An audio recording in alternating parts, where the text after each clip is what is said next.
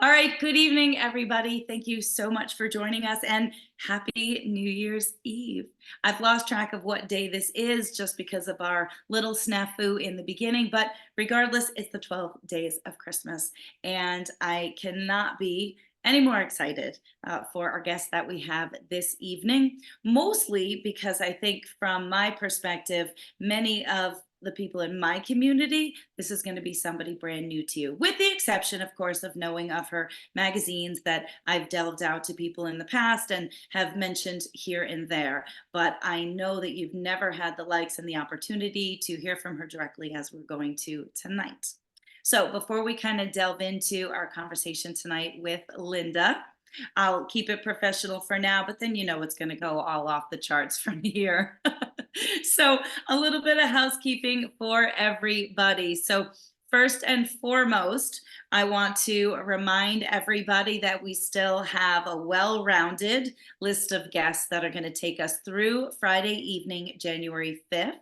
And then January 6th is our wrap up party. What's that, you ask? Basically, we're all just going to get back together again, because what else do we do on a Saturday night but sit around and chat with fiber friends?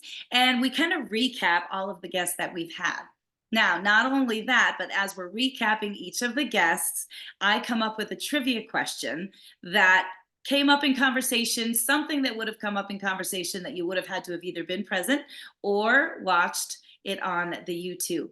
And then, of course, first person to dash to the chat and get it correct, then we've got prizes for you that we will mail out to you. Small little prizes. Don't get crazy, but it's still fun. Everybody likes to win a little something, of course. So that's our wrap up party. I probably will also have some people in house here with me as well.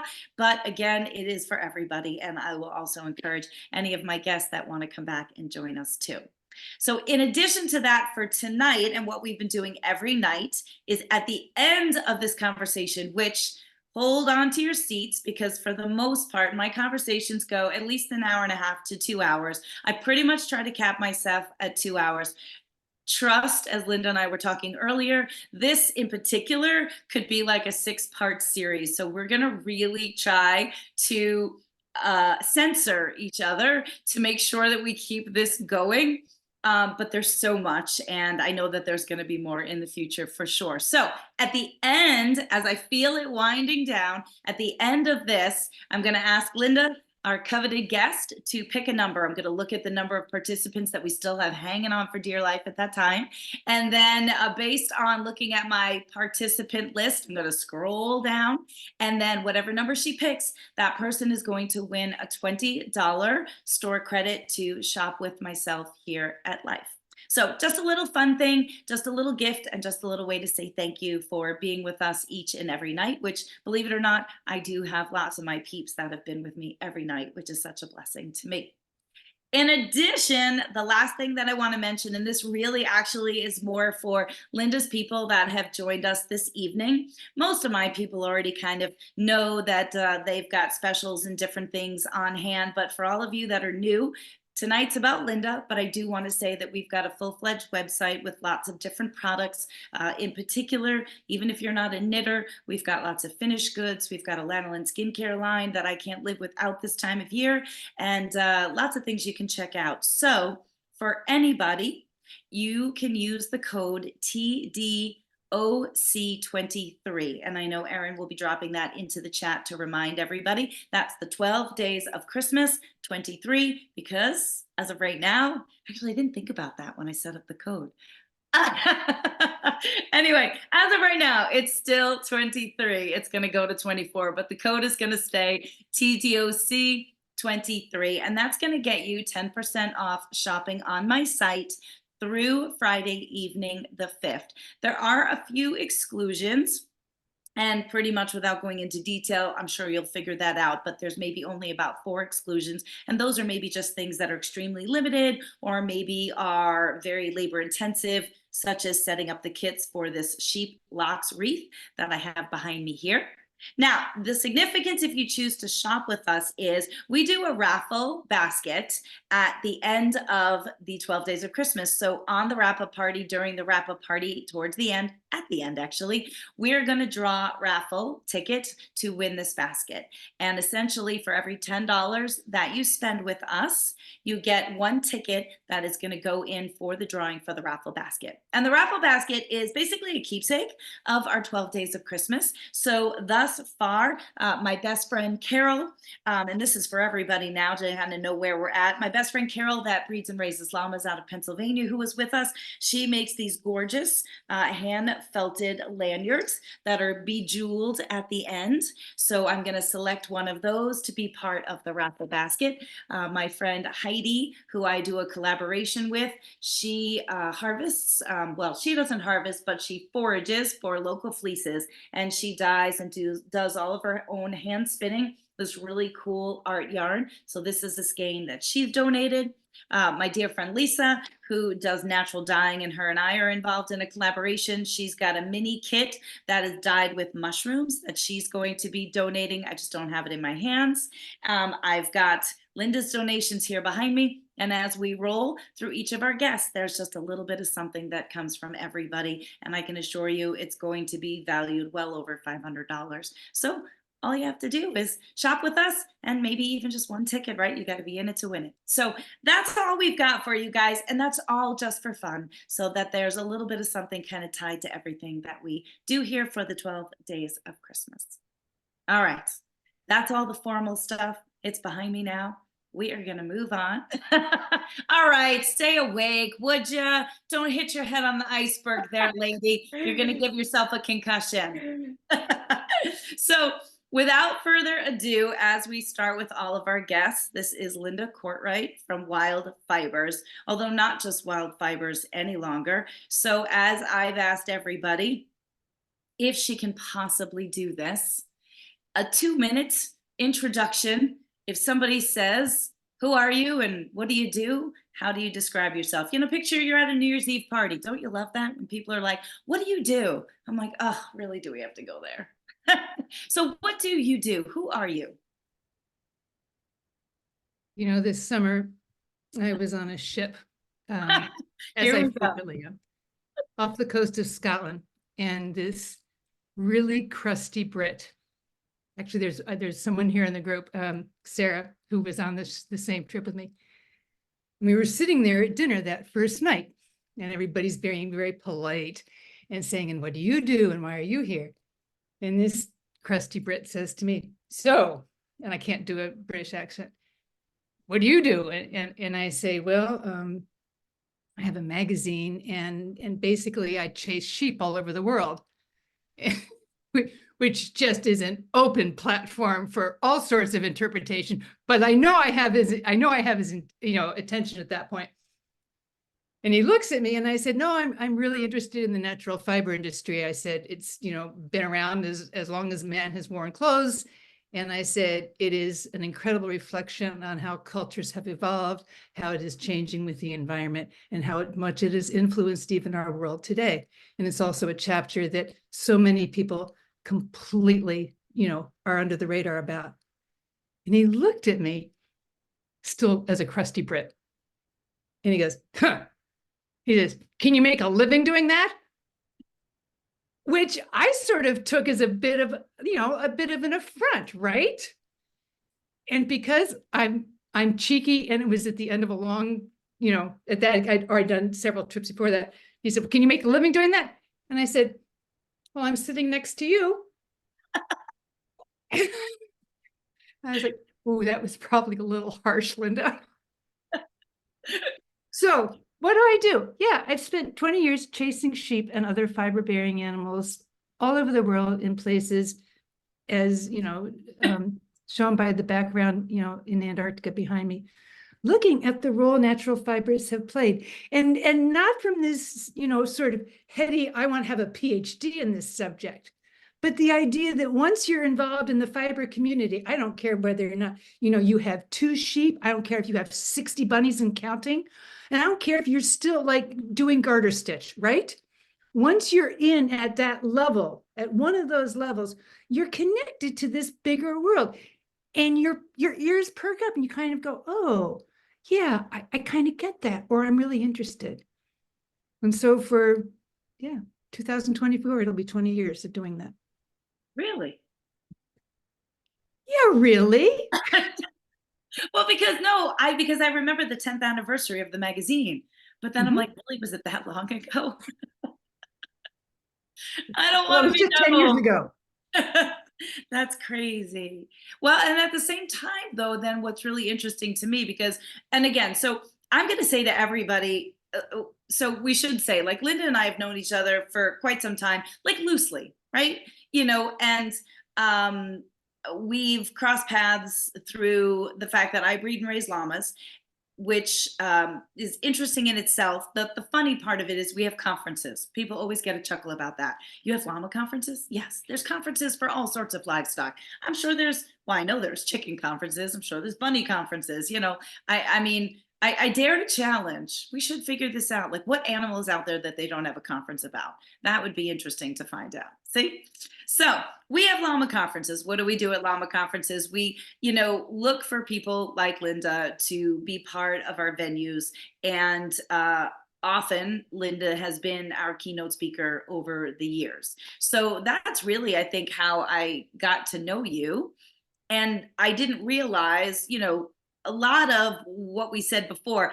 Linda was kind of like, what are we going to talk about tonight? I'm like, well, what are we not going to talk about? So I kind of started rattling off stuff to her when we were chatting on the phone. I'm like, but don't answer, don't answer, don't answer, because I come into these things that even though we know each other, we chat on the phone, she knows my pigs, all those cozy things. But I don't know, like, the details of a lot of things on the other hand too. And that's really for most of my guests, and that's what I find so interesting. So I will forget that all of you are here, and this is, really just me selfishly, having a great time learning right along with all of you. So the first thing to start would be that I didn't realize. So I got involved with llamas. Well, it was 96, but by the time I started showing them, it was 2000. So I didn't realize that your magazine, so that means that it started in 2004. 2004. So if we kind of back up, because I only very loosely, and we're not going to, geek out too much on it, although I really, really want to. So, like, where did this all start for you? Just filling in. So I never published this story. I've told it a couple of times on Zoom. I've never published this story. And just FYI, the book Twisted Tales that you have behind you is a lot of those stories that are the type of thing that I bring up here that I couldn't really put them in the magazine because I would have to edit all the fun parts out, right? So, because you got advertisers, and it was like in the books, like, oh no, I'm telling them exactly what happened. And Don't this worry, was like, I will make you edit those kinds of things out of our book. right. So 1992, friend invites me over to her house for dinner because her husband has just returned from Dharamsala and had an audience with the Dalai Lama. Now, back then, that was a little bit more precious than it is today. I mean, it's still quite precious, still an honor. But you have to understand the reason she's invited me is because actually she really doesn't like her husband all that much. And she knows that if she invites me to the dinner, she doesn't have to talk to him because Linda's here, so Linda's going to do all the talking. And furthermore, they have this pet parrot named Cortez, who grew up on a Mexican cargo ship and does a lot of Mexican cussing. And so there we are, it's just the three of us seated at this table that it seats 16 people. And Peter's at the head, and my friend Bonnie is across from me, and I'm sitting there. We're all crowded at one end. And there's Cortez, the parrot, sitting next to me. And he has a little cup of coffee in a little tea and saucer and a banana. And my job is to sit there and slice the banana and give it to Cortez, who vigorously dashes it in the water in between dropping F-bombs like you wouldn't believe, okay? Who wouldn't want to go to this dinner, right? And in the meantime, her husband is talking about seeing the Dalai Lama, which is like, where do I, devote my attention? And all of a sudden he pulls out a Kodak picture, and there's this picture of the most beautiful goat in the world. I mean, this like beautiful, long, white, incredible, just incredible fleece. And I say, what's that? He goes, it's a cashmere goat. And I say, cashmere comes from a goat, right? Right, But but back totally then, legitimate thing to say, right? Totally pre-Google, you were allowed to say a lot of dumb stuff. All right. And at that, people still say that. It's okay. Just not this community. and at that moment, now this has never happened to me, but we've all heard people say, oh, I looked at him across the room and I knew I was going to marry him, right? I looked at that goat and I was like, I'm going to have one. Like, I am going to have one. I don't care. I have to smuggle it back in the overhead compartment. It was really like flipping a switch. 3 years later, I moved to Maine. I moved here to get cashmere goats. Now, the part of the story you don't know, Tabitha, is that llamas were, dare I use the phrase, neck and neck. And my biggest reason for not getting llamas, not because it wasn't pictured at the dinner table, but I was too scared to. I was so scared my ignorance would be to the animal's detriment, which is not to say that I couldn't equally screw up with goats, but cashmere goats have an inherently longer feral background and are much more apt to figure that whole birthing thing out. And so that is truly the genesis of how cashmere farming started for me. Okay, but so there's a lot of people, we joke around about this all the time because there's so many people that will come to me when they see me at venues or in this type of forum and they're like, I would love to have a farm. And I'm like, are you sure?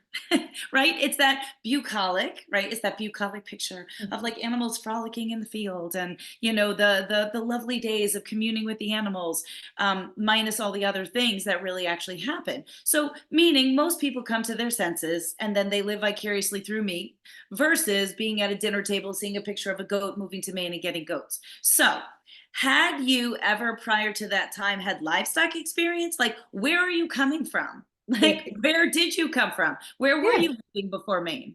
It's such a great question. Like the guinea pig with the 3 babies. There you go. I mean, I was, dogs, guinea pigs. Check those boxes.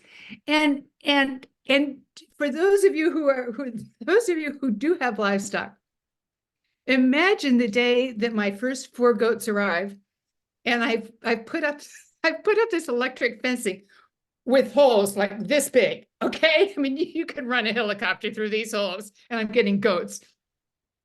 And Daisy, who's my herd queen, she's like 3 years old, great herd queen. Daisy arrives, and I take her on this lead, and I walk her around the perimeter of the property, as you should, explaining that this is her territory, and she's not to go on the other side. And I make sure, you never push them into getting zapped, but you obviously create the situation so that they understand what the electric fence is. Great, get her all delivered, go inside, get a cup of tea, right? 4 goats are down the street at that point, right? So that's how it is. So yeah, I had one of the first articles I wrote in the magazine was that everybody needs a good goat grandmother. You need that person in your life, preferably more than one, who, when you just got the ultimate dumbass question, they're right there. Now, so there, I mean, is where the two come together, right? So, okay, now you've got goats, but the storytelling, the writing, the ability to be an author is there already. So, what did you go to? Did you go to school for this? Like, what is your background? Because clearly not in goats. Okay, so tell no one. Okay. I am a solid C+ student. Okay. But in what? No, that's okay. I mean, you could be C+ in anything. Do you know how many of our doctors are probably C+ doctors? None who's operating on me, right? That should be the first question. It was not for everybody. Right. Here are your stirrups. I'm scared. Sorry, what was your GPA, right? I will tell you, and I to be perfectly honest, I didn't have enough self-confidence to have a career. I didn't. But did you go to college? Not that that matters. Yeah, so I did. I So what did. did you major in? I started off, so I went to an all-girls private school outside of Philadelphia. Then I went to an all-women's college. So I mean, like I had a big dose of the Y chromosome. All right. So I got married 2 years into college because it was like the first guy I had met, and it had taken 20 years. I figured it could be another 20 years before another one shows up. So grab this one. And yeah, I got married and moved to New York City and started grooming dogs. I groomed dogs Okay, on the but Upper East wait, Side. what did you major in college? English. Okay, so that's what I was looking for. So You're very maybe persistent, Tabitha. I Are you always this am. moody? I'm looking for answers. Yeah. No, I wanted to know where the writing part comes from. So because look, you really could have been like it's just because you're clearly naturally gifted in the storytelling and then the ability to put that to pen to paper. And that could just have been the case, but I was curious if knew that going in and had majored in that or studied that. Well, obviously you picked English for some reason, unless what? Oh my, because everybody in my house, nobody in my family had ever been anything but an English major. I actually Really? wanted to be a math major. I'm like really good at math. I am. And the reason I didn't become a math major was because I had never met an interesting math major. I'm really sorry if there's someone online who's a math major, but it's like, it was kind of, I mean, even back then, it was kind of like that geeked out thing. I love math. Totally. I have a totally nerdy brain. Oh, no. Yeah, math is, and so the funny thing, which this is not related to anything, but I mean, so my mom thought that I was going to be an English teacher. I really did love English, and I love writing, and I do love storytelling, but I find for me, I labor over it too much. Mm. So it takes me forever because and maybe it does or maybe it's supposed to, but it's painful for me, so I tend to shy away from it. As a result of that, I feel like I labor over my word choices too much, and maybe that's what you're supposed to do. I don't know. It's just painful. It's a slow job, and Tabitha does not do slow jobs, so I appreciate your absolutely unique nature and being able to do that. And that's why I was curious, because the two have come together so beautifully. So obviously that ability for you to do that, had to come from somewhere. So I'll let that go. Thank you. My teeth are unhinged. All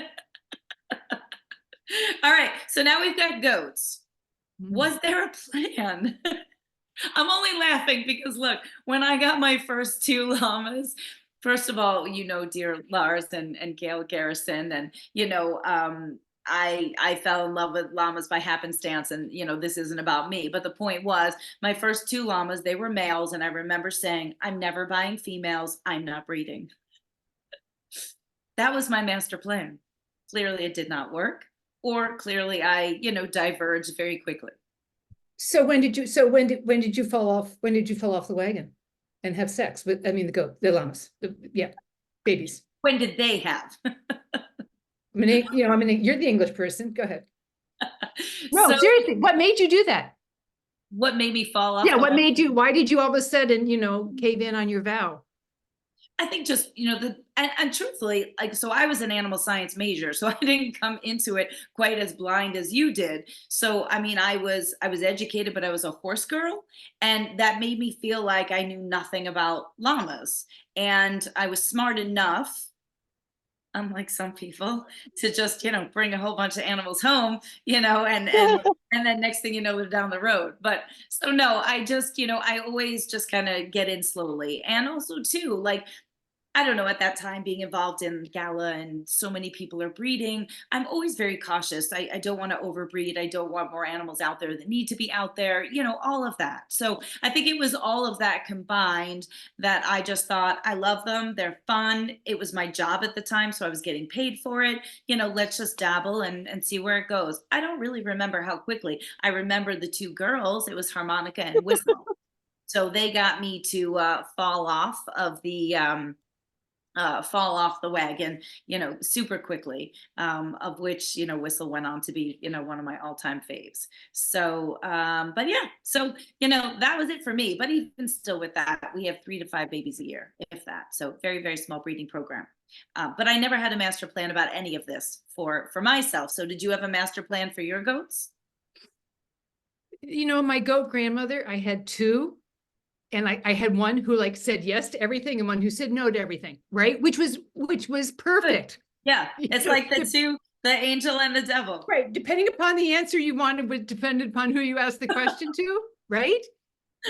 And I had one who was really adamant about showing and culling and this high level of standard. And the other one was, right, this is about who actually was a Swedish child psychologist. So she came at it from a very different, it was all about this is this symbiotic relationship of mutual appreciation and a level of, dependence.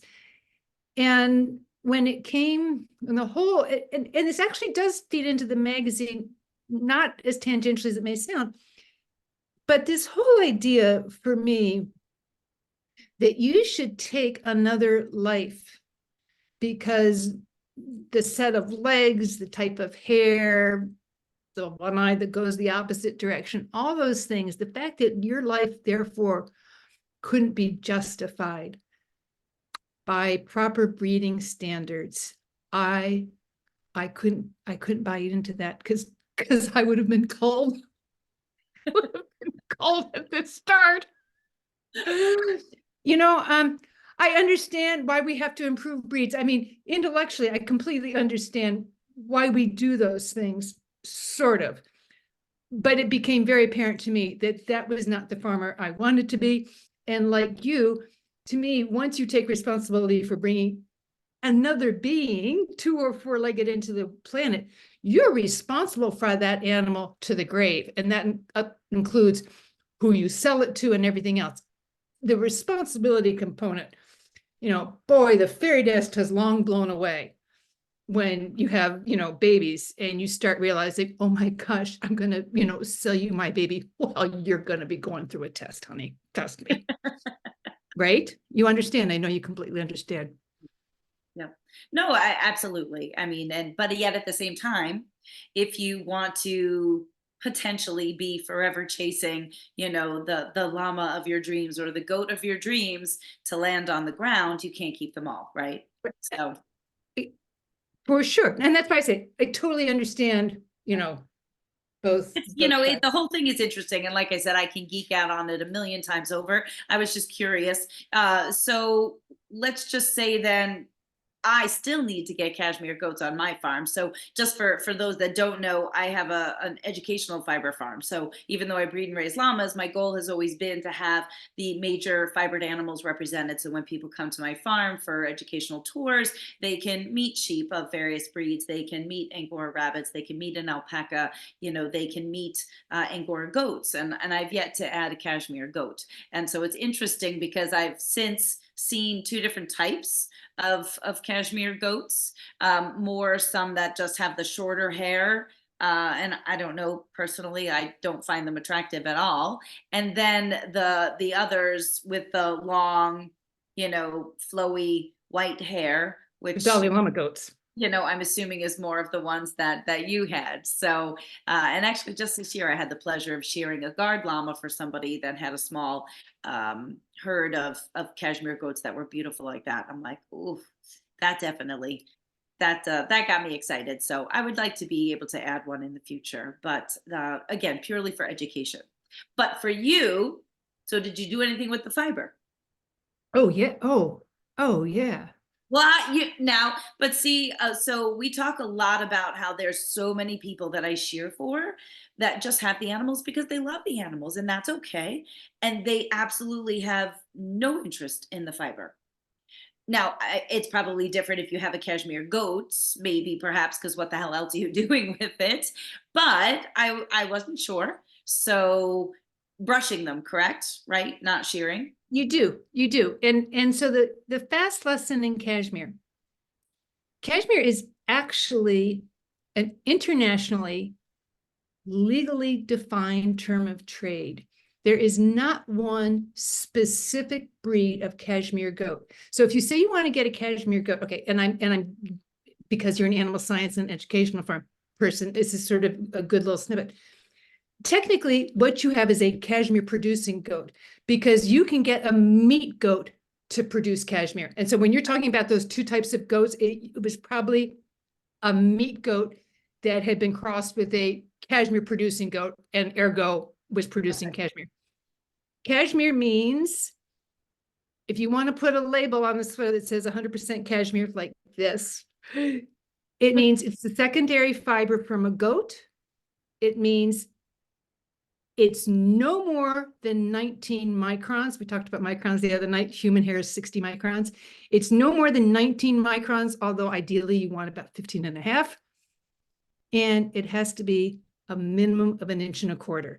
And if you can produce those three qualities, In terms of staple, just to clarify, in terms of staple length. Staple, yep, staple length, 1.25 inches. Just for people that maybe aren't sure what you're talking about. Yep, and that is to legally use the term cashmere, you have to meet those three criteria.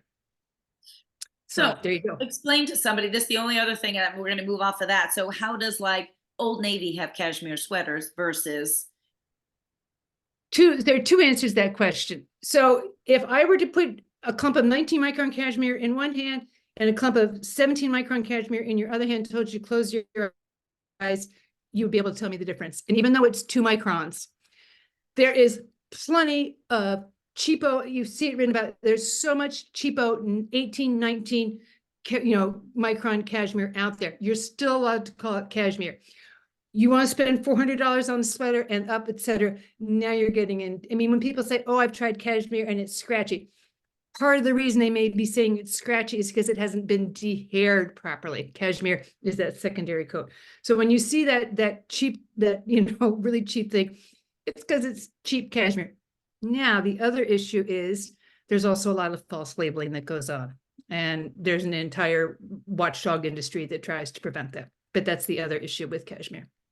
No, and it's just interesting. It's good for people to hear this, because oftentimes the conversations that we have on my end is always about, like, for instance, back in the day when, and not that alpaca still isn't gold, everybody thought that, alpaca, whatever came off of them was gold. So it's just really good for people to understand that that's how you get Old Navy sweaters that are cashmere versus your high quality cashmere, using words like dehairing, which of course is what we do with our llama fiber. So it's just good for people. Again, I am forever just trying to get people to have a better understanding. For those that aren't directly involved in livestock themselves, even as knitters, crocheters, that understanding of where all this comes from and what goes into it. And much like you also just said too, the loopholes, because that's what I'll refer to it as, the loopholes that allow certain things to be labeled one thing or another when they're truly not. And not that, if that's what they need to do, great, but just educating our consumers, right? So they have a better understanding of all of that. So I could go on for 1,000 years about animals, but I know we need to move on. So here's, I'm laughing to myself, cracking myself up. So I know you weren't making money off of this. So what the hell were you doing to support yourself at this time? So you asked me, so that's actually great. So you said to me, what did I do with the fiber? So It's 1998, right? It's pre-Ravelry. It's pre-email. Pre-everything. And so I had this I learned how to spin. I was working in a bookstore. Okay. Good place, right? I'm working in a bookstore, and this other part-time, I lived in Bethel, Maine, this other part-time worker named Jan, she comes hauling her Majacraft wheel in.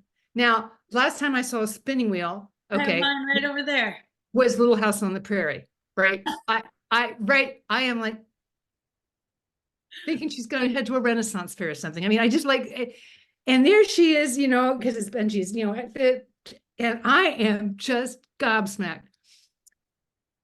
I buy a secondhand Ashford wheel. As many people do, I pull dryer lint. It's a Sunday afternoon. I go for the dryer lint and these little wads, and I'm trying to teach myself to spin on dryer lint. run out of dryer lint. I start brushing the dog. I have a bearded collie. Now I'm ferociously brushing the dog and trying to Wait, spin was it. this Still have pre-goats it. or you had goats? Yeah, but you can't comb them out of season, Okay, okay. right? Because they only shed one after. So in any case, I found another woman, Hattie Klingerman, who's to this day is fabulous. And we started a company called Coastal Cashmere. And we did custom cashmere for all sorts of people. Oh my gosh, I would make hand spun, hand knit cashmere sweaters. Okay, I'm not even making poverty wages at that point, right? All I'm doing I is was just just gonna say. And again, tell me, how did you afford yourself? right. No, I mean, I was working in a bookstore. I was the queen of part-time jobs. Be, because I think certainly in the early days of farming, especially, but there's that incredible sense of obligation and responsibility, you know? You don't have a 9 to 5 job. You need to be here. You need to know what's going on. Something goes wrong, boots on the ground. Now, So how yeah, many goats did you have at your peak? at my peak, at my Peak of peak, goat husbandry, not your peak personally. it's so flattering to think I had a peak personally. Thank you. I appreciate that. Who said Um, you passed it? um, at my peak, I had 30, Oh, and that for me was too many. wow. 16 was about the comfortable number. Okay. Even 12.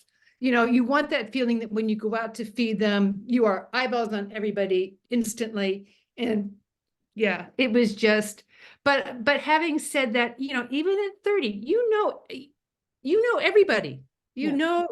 everybody. And, since then, as I've gone to see, cashmere goats by the thousands all over the world, I can watch a shepherd bring, a goat in from the Himalayas, and I know he or she knows exactly what's going on with every single one of their animals. Mhm. And I don't think you gain that knowledge until you've experienced it yourself. And you're always going to be the one to know versus anyone else, Right. and nothing can ever replace that. So, and that's a hard thing too sometimes, in terms of just even reflecting on myself and not being able to do all the animal care plus the administrative plus the retail, plus the shearing and the traveling. So it's hard sometimes, but sometimes it's good because when you're not there and then you come back, you're like, oh, this, we need to work on this. So it's you're always going to be the only one that's going to know your animals. So because they're your Yeah, children, right? Because right. they were your children and these are my children. Yeah, for So. sure. All That's right. So where did wild fibers come in?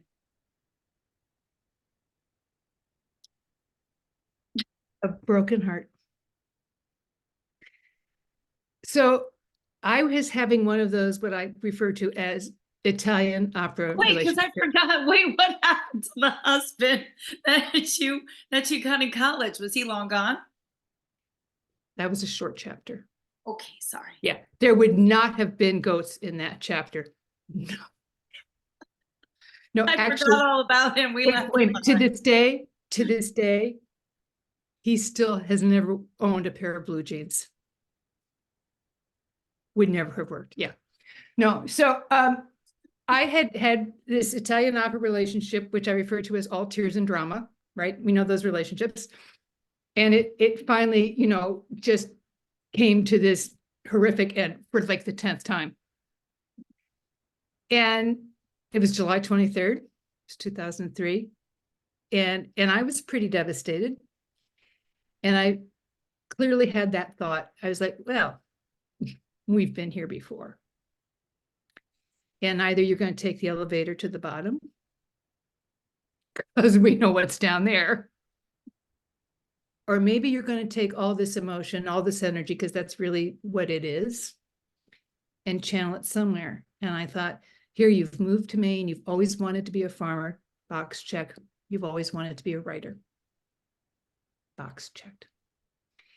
And I thought, what if I created a magazine that is the magazine I wish I could have bought back when I started looking to raise cashmere goats at that point 8 years ago.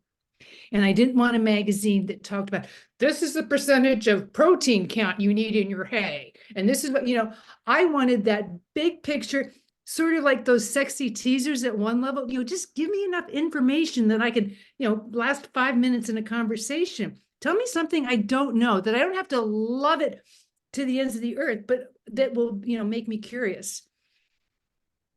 And the idea came into my head, and I gave myself the month of August to figure out why that was a really bad idea, because I get a lot of ideas, very few of them work.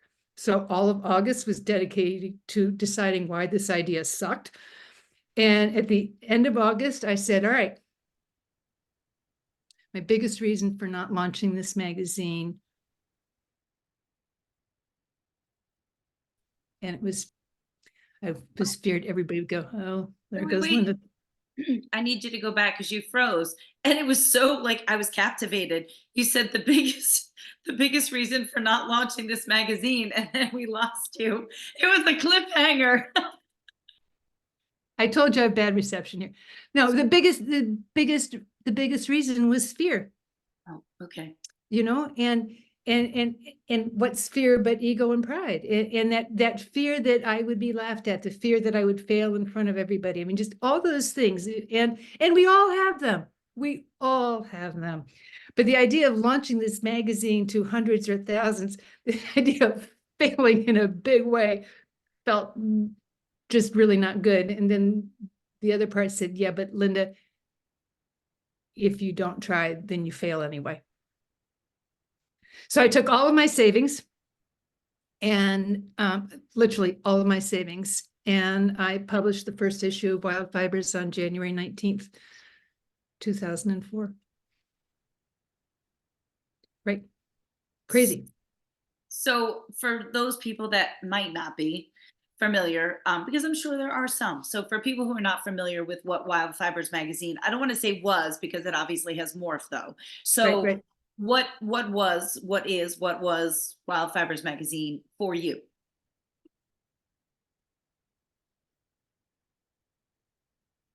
I think for me, it was doing something that personally I felt, it was easy for me to be committed to it because I believed so deeply in my mission.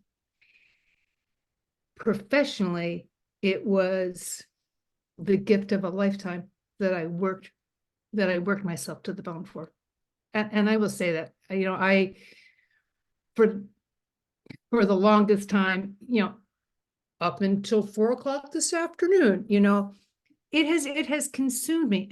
But that's true of many, many people. That's, if you want to succeed, roll up your sleeves. I don't hear anything else, right? So now, the earlier issues, was it always international? Yep. And very first issue I did a story on Mongolia. And so even right from the start, was it based on you traveling to those places like I know of your magazine, or like, because that in itself is expensive? So here's a really important part, and I'm glad you sort of unwittingly led into that. As you know, for the llama industry, the alpaca industry, every fiber animal in the US has come from someplace else, even rabbits.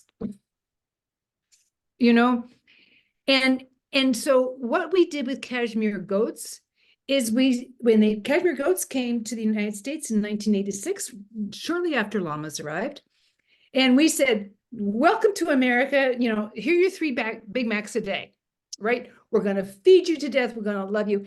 And we treated those animals as we do most American livestock, without any regard for what that animal's native environment is. Cashmere goats live at 14,000 feet. The reason they grow cashmere is because they're not eating anything and they need to stay warm. And so we gave them all this grain and all this high protein. And you know what? We wound up killing them.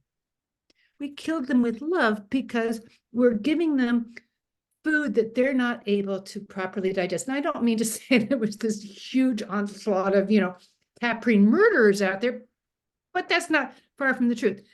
And so when I created Wild Fibers, that international component, and to this day, is all about understanding that just because we do it the American way doesn't mean it's the right way. And we need to look at how other people, and that has been some of the great teaching to me, is to see how, fiber animals and other animals are raised throughout the world. The trouble is, I'm like, I'm just even so interested. Was it you? Do you pay for your own travel and everything to do this? Did you link up with, because obviously there's breed associations, right? I mean, I'm sure no matter where you go, everywhere around the world, were things sponsored. Uh, Like that in itself, for you to be in these places, travel to these places. I mean, honestly, that could be an hour in itself. Because even to navigate places that you've never been. I mean, now, of course, I know that you've got communities everywhere you go and people that you're used to working with, and now you know how to navigate it. But what the hell? Like, to just pick up and go to these crazy places, and were you the one doing all the pictures yourself? Like, Yeah. so you paid for it all Yeah, yourself? so first of all, to be honest with you, I mean, back in the day, you could go just about anywhere. To be honest with you, you could go just about anywhere in the world, in the back of the bus for $500. And if you're not busy educating children and you live in the hinterlands of Maine, I mean, it's not that outrageous. And I will also tell you this: ever since that first issue of Wild Fibers has supported itself for 20 years and supported me. Now, I don't have a staff here at world headquarters, right? We all get that. But I'll also say, and we all choose, and I will also say, as much as that's been to my advantage, I'm sure that's been to my detriment too. Guaranteed. But the success of Wild Fibers was never about, could I have 50,000 subscribers? The success of Wild Fibers was whether or not I could get that first issue to press. That is honestly, that was the bar. I said, Linda, if you can do that, whatever happens after that is how it was supposed to be. Now, in terms of the traveling,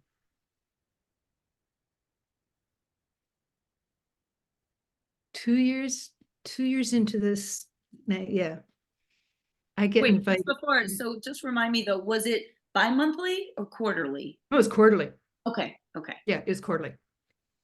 And so that 2 years into magazine, I had gotten this email. So, this is 2005, 2006. A lot of people still don't even have email then, right? Okay. And I get this email at 2:00 in the morning, because I am up working at 2:00 in the morning. And this man says, I'm wondering if you could help me. I have 2 tons of camel hair in my garage that I'd like to get processed. Could you tell me where? I live in Western Kazakhstan. Who reached me? Like, did he Google like weird fiber lady? Right? And that's how he get my name. So, okay. Point 1. Where's Kazakhstan? I'll figure that out. Okay. I write him back and I explain him, and we start this conversation. 3 months later, I get invited to, and I mean, like, the craziest place I'd been to at that point was Europe, right? 3 months later, I get an invitation to speak at a Kashmir conference in Bishkek, Kyrgyzstan. Now, I only happen to know where Kyrgyzstan is because I just Googled Kazakhstan 3 months earlier, and I have and they want me to do this presentation to help to promote small Kashmir farmers so that China doesn't keep consuming the entire market. And I'm like, yeah, sure, why not? So you need a visa. And because I'm so new in travel, I really don't know the whole visa thing beyond, will I ever pay my visa off, right? So it's the, I need the whole visa thing. And I go through this agency that my friend in New York recommends. It's like $300 for this visa. And I'm going to have to fly to Kazakh. It's either fly to Moscow and then fly to Bishkek, or I'm going to fly to Almaty and then fly and then drive to Bishkek. This story is also not in Twisted Tales. I don't think you've heard this story. So I applied for the visa, and I'm going to Central Asia in January. Nobody goes there in, stupid people go there in January, because the people who live there leave there in January, okay? I'm going there January 23rd. I'm going to fly into Almaty, and then I'm going to meet the woman who's putting on the conference, and we're going to drive 3 hours through the Pamir Mountains with her driver, Jiximbai, and we're going to stay at this conference in the capital of Kyrgyzstan. And I'm in California for the big knitting, oh God, what was the name? It's now, they don't have it anymore, that big fiber conference for all the knitting stores. I can't think of it. Myrna would know. It's actually where I met Myrna. In any case, I'm walking to the conference and my phone rings and I've been denied my visa. Stitches. Thank you, Jane. Yeah. Stitches. I've been denied my visa. And Stitches West. I've been denied my visa. Like, no visa, no ticky, no go, right? No visa, no go. I had applied a second time. I'd been denied a second time. And now the woman from New York is saying, you get one more chance, Linda, and then you're out. And there's a part of me that's like, they rejected me. They don't even know me. They rejected me. And I'm also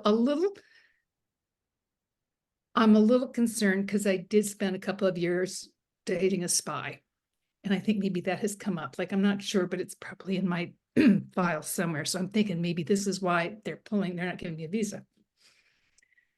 I run back to my hotel room and I call my new best friend with the 2 tons of camel hair, whom I've never met, obviously lives in, and I said, and his wife's actually going to go. I said, I don't know what to do. I've been denied my visa. Can you help me? It's Friday night. It's 11:30 there. He's like, don't worry. I'll take care of it. Unbeknownst to me, there is such a thing as black market visas. Unbeknownst to me, because I'm just a little farmer from Maine. Sure enough, Monday, visa gets in. Wednesday, it's approved. The agency's going to send it to me when they get it, on Friday. It'll arrive Saturday. I am flying out the following Monday. Calling it a little close, right? It's a little close. It's January in Maine. And there is a snowstorm, 23 inches of snow expected on Saturday. I know the FedEx man is not going to drive up my driveway. There is no way he's going to bring my passport with my visa in that driveway. I'm leaving first thing Monday morning. My only choice is to go camp out at the bottom of my driveway during this snowstorm and hail the FedEx man down, okay? I got to do it. I have no choice.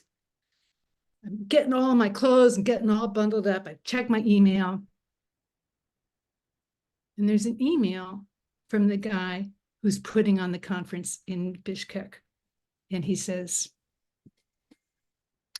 Linda, you asked me if there was something you could bring for me from America.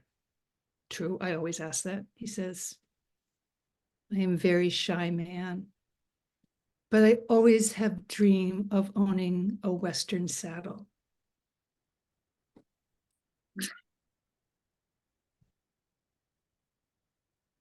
Okay, I don't even have a visa and a passport, and he wants me to bring a flippin' Western saddle to Kyrgyzstan, right?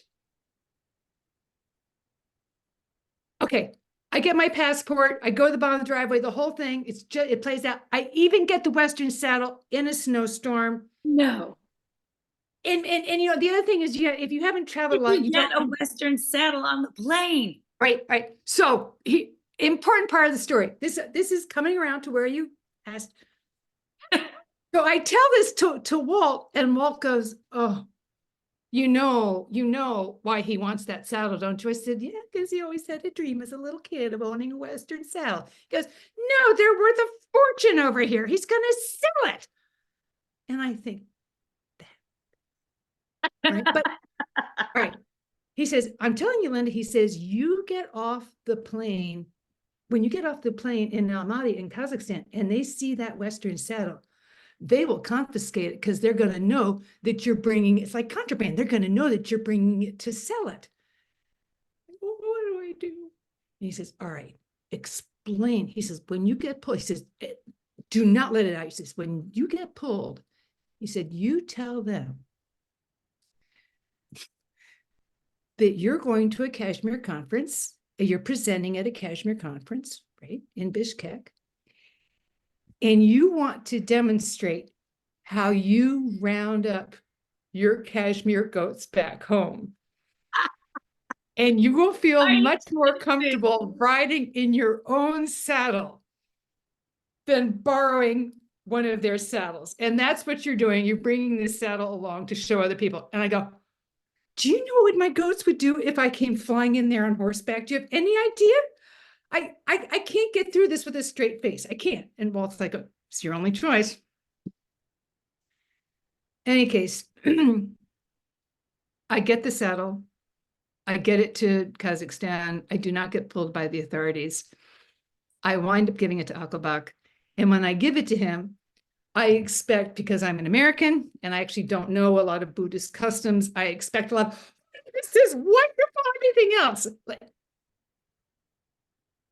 very quiet, very understated. "Thank you so very much." End of story. Now, the reason I tell you that is you said, "So how do I know about international travel? How do you do all that stuff?" Bottom line is, most of the time, if you don't have somebody like Walt in your life to let you know that you've got this contraband saddle, right? Most of the time it works out. But, it's like my going to Afghanistan. There's, yeah, it's not like going to the Eiffel Tower, thank goodness, because it would be really boring if it was. I can't even imagine. Can't even imagine. So here's my question though. Okay, you've got these goats at home that you feel so indebted to, right? Of course, in Mhm. terms of being a shepherdess and needing to keep your eyes on them. And now you've started the magazine, and then now you're getting all this crazy travel happening.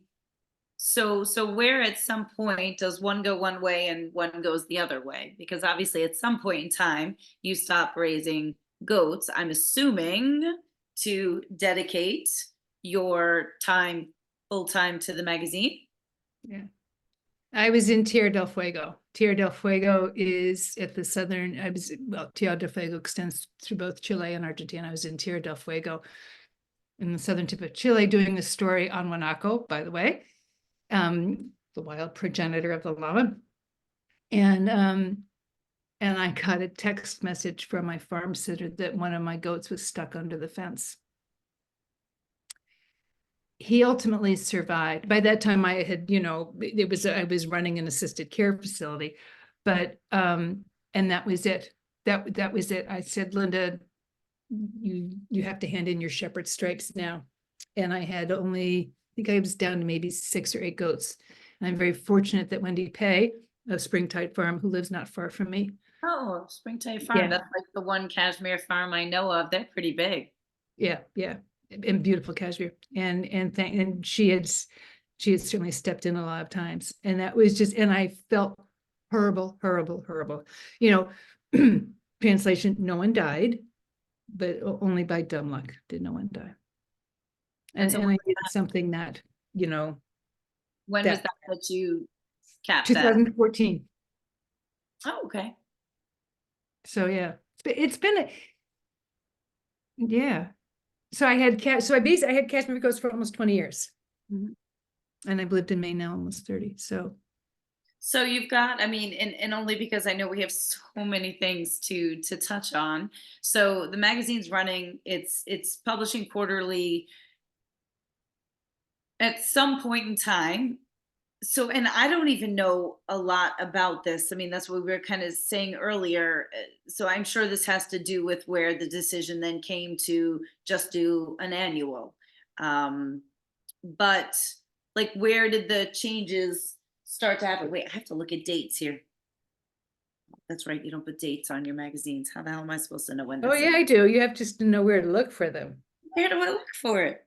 So if you look inside the front cover, so there'll be the volume and the issue Yeah. number, but then on the inside in the masthead. So show me the cover. If you show me the cover here, this is the quiz. Show me the cover. I'll tell you the year. Ooh, 2015. Well, that's your magazine. So yeah, that's your issue. So that would be, it's probably spring of 2015. Do I get a gold star? I don't know. I don't get where I'm supposed to figure it out. Hey, look in the upper right-hand corner. Well, yeah, it's upper right. volume 12, issue 1. Okay, then now look on the spine. Yeah, volume 12, issue 1. Oh, it's right there. What What did is you it? say? Spring of 2015. Damn, you're good. I told you I should have been a math major. I have one of those memories. I don't know. I mean, I'm sure somewhere along the way I knew that it was right on the spine, but either way. But I feel like, and there was a significance about this one. I feel like, were you still doing them quarterly, but was this the first? There was something about maybe this was the first domestic, because you never did, at least to the best of my knowledge, you never did domestic stories. Oh no, there's a domestic story in every issue. Okay. There's always a domestic. And I'm actually starting to tread back. But you know, part of that is, and I need to say this, part of it is there are plenty of people doing domestic stories. Not everybody is running off to Sri Lanka. Not everybody is willing to go to the Falklands. Right. And interestingly, how is it that I've written a Fiber magazine for 20 years and I've never been to Australia? Because those, you know, yes, I have interesting stories, but that's, so yeah, no, there's always been a domestic story in every issue. But I know I vividly remember there's a long story behind that issue. I remember that issue. Okay. The Tabitha issue. I know, but what's my only regret about this issue? The typeface. No. Well, that too, but no, the fact that it wasn't you. I didn't get you here. Well, you know the reason behind that, don't you? I'm not really sure I do. And it's okay, you don't have to say, but no, I don't really think I do. Oh yeah, yeah. Well, you have to fill me in. But anyway, even still, I will just say, and I can gush, I guess. It's I can't think of the word I'm looking for, but like, so knowing you, but like not really knowing you, really, I had always admired your magazine. I just always thought it was beautiful. The photography, beautiful. Obviously, the story writing, amazing.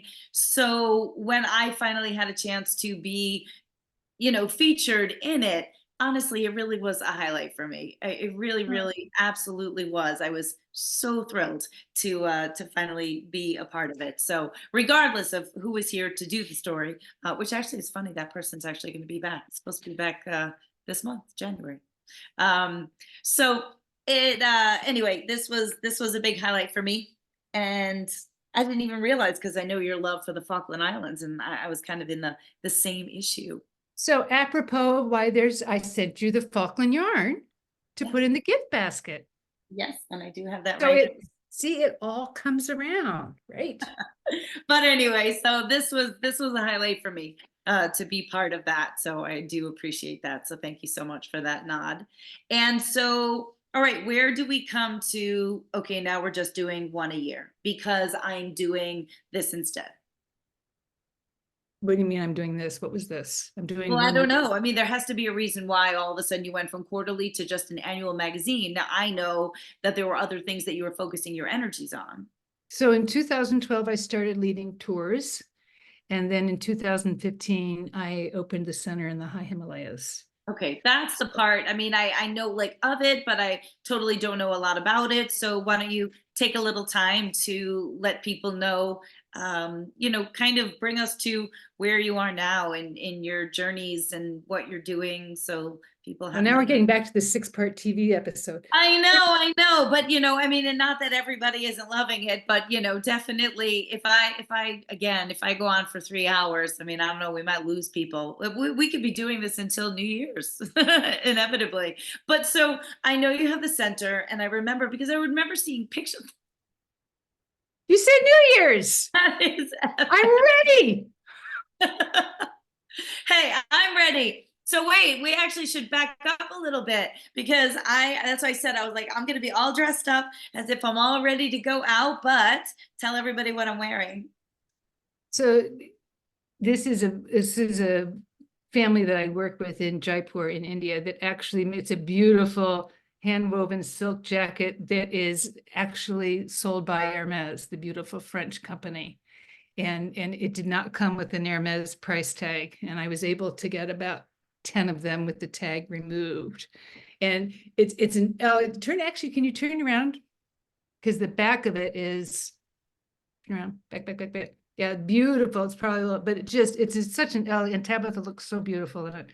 And one of the sort of perks of my job is that I do not think of myself as a textile curator in the scholarly sense, but if you spend as much time in India as I do, and certainly going to other places, you do, if you're lucky, get to find these things. And gosh, that king, I think I brought that back in 2016 or 17.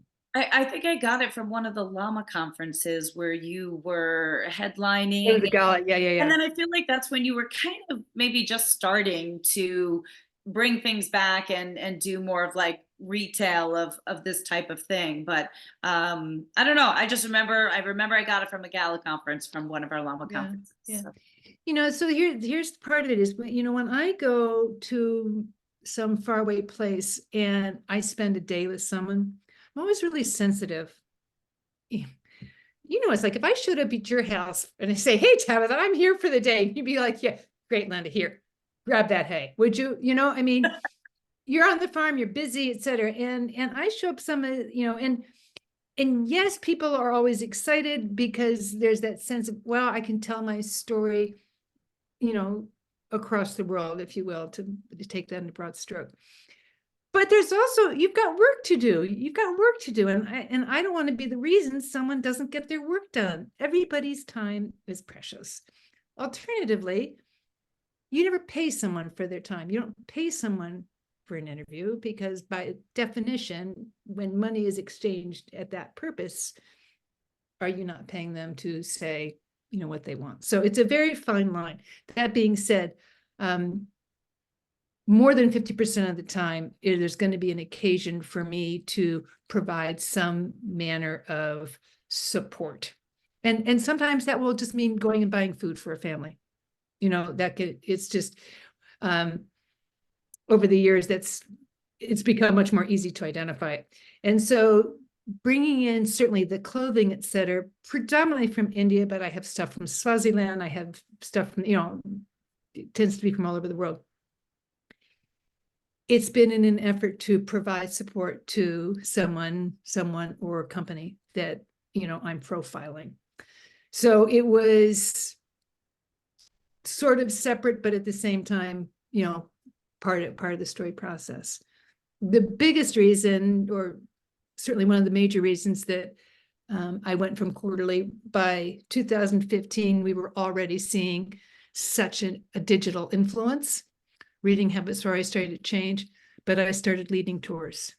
And when I started leading tours, it was impossible to be on press and to deliver a product. Now I have the Sunday read, and I mean, I don't know what I was thinking. I thought, oh, this is going to be so much easier. I